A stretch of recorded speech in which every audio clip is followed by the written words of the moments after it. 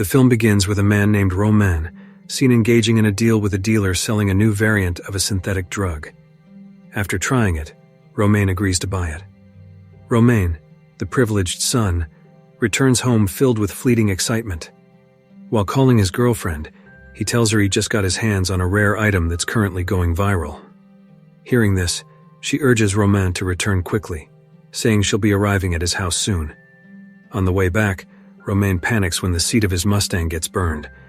If it ends up damaged, his high-ranking father would be furious. Fortunately, the expensive seat can still be saved. Shortly after, Romain is startled when a mysterious woman with bandages all over her body suddenly gets into his car. With strange behavior and an unfamiliar language, she appears desperate for Romain to drive her away as far as possible. While driving, Romain tries to calm the woman, named Sasa, and asks what is going on. But instead of answering, Sasa breaks down and acts erratically. In the midst of the chaos, she suddenly shows him a radio containing a recorded research log. In the recording, it is revealed that a woman named Sasa has been infected with a strange virus originating from the experimental drug she consumed. It turns out that Sasa is a patient who escaped from a research facility. As the panic escalates, Sasa begins convulsing and eventually dies.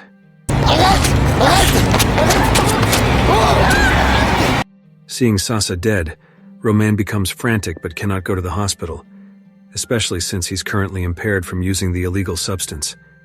So he decides to head home first.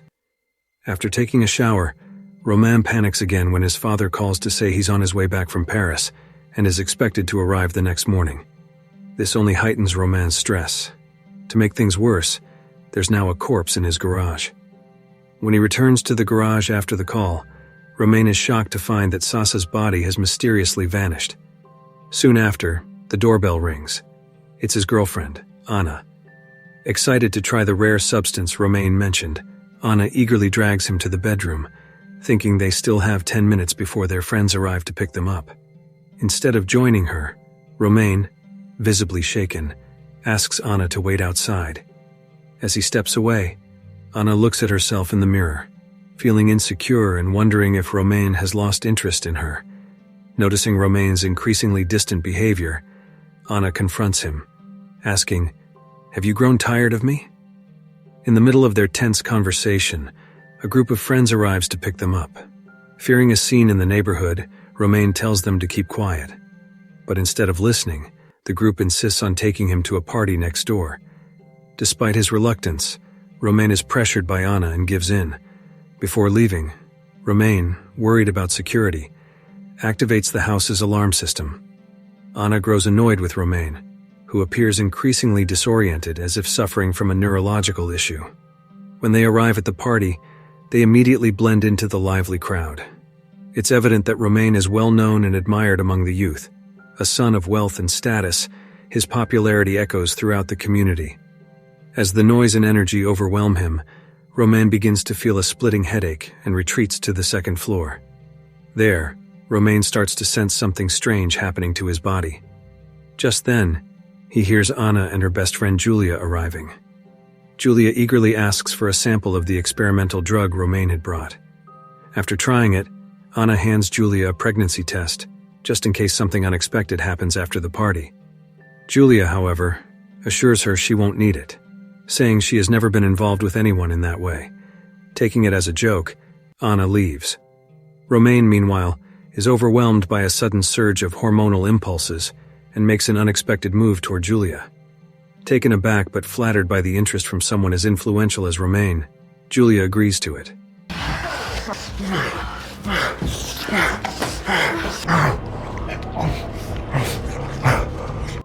Their encounter is abruptly interrupted when Julia notices Romain's eyes glowing unnaturally in the dark, like a wild animal.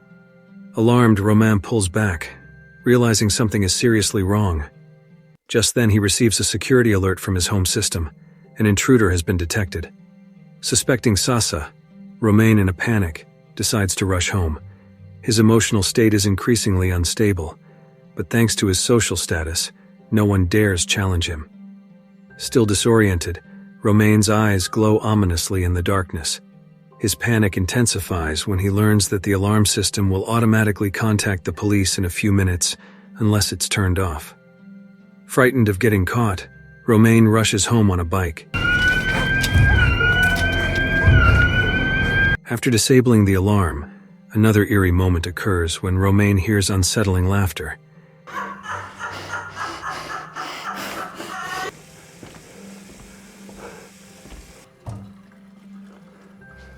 He is shocked to see Sasa alive, attempting to extract a chip embedded deep within her body.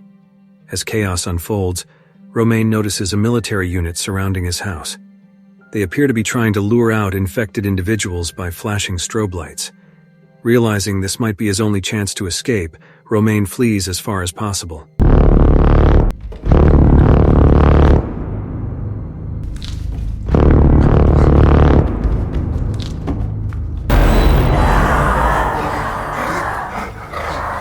However, the farther he goes, the worse his condition becomes.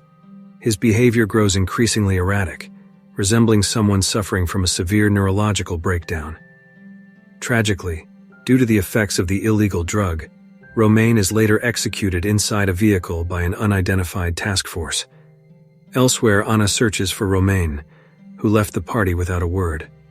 She calls for a rideshare while visibly upset, having just heard rumors that Romain may have cheated on her with Julia.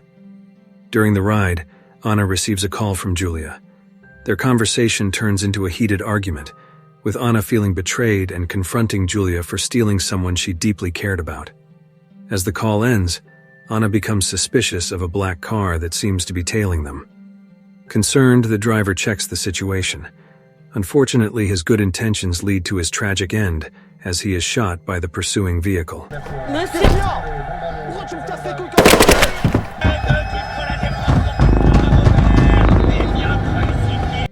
Terrified, Anna quickly takes control of the car and speeds off. While fleeing, Anna suddenly feels something unusual happening to her body. Anna, despite being shot, remains unaffected by the bullets. When she arrives at a bar, she frantically asks a staff member to call the police and lock all the doors.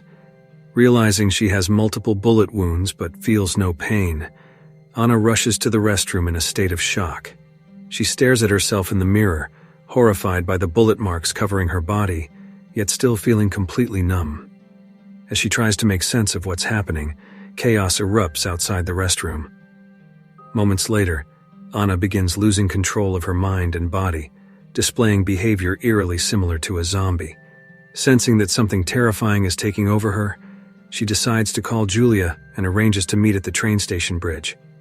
But on her way, Anna begins attacking anyone who crosses her path. She even lashes out at a man fishing on the side of the road, no longer able to restrain herself. At that moment, public sirens begin to blare across the city. Julia is horrified when she finally sees Anna, now covered in blood. Alarmed, Julia decides to take her to a hospital. However, during the ride, Anna once again spirals into a violent fit. Anna has now completely lost control. She's turned into a rabid, zombie-like creature. Realizing the danger, Julia flees. While escaping, Julia receives a phone call from her mother, who tearfully informs her that the entire city has descended into madness, with people acting as if they're possessed. Terrified, Julia races home to her apartment. But to her horror, Anna somehow continues to pursue her with inhuman speed. Luckily, Julia manages to get inside the apartment building. But just when she thinks she's safe, the elevator stalls. Trapped and terrified, Julia hears panic and shouting from the other residents. It feels like she's trapped in a nightmare. A resident who tries to help her warns that everyone in the building has lost their minds. Suddenly, a responder appears and says they can evacuate Julia, but only if she agrees to be taken into quarantine. Julia's trauma deepens when she sees Anna devouring her own mother. Moments later, a biohazard agent orders Julia to remain silent. They need to confirm whether she has been infected. But as Anna's screams echo nearby, the responders urge Julia not to make a sound. Eventually, Anna is neutralized.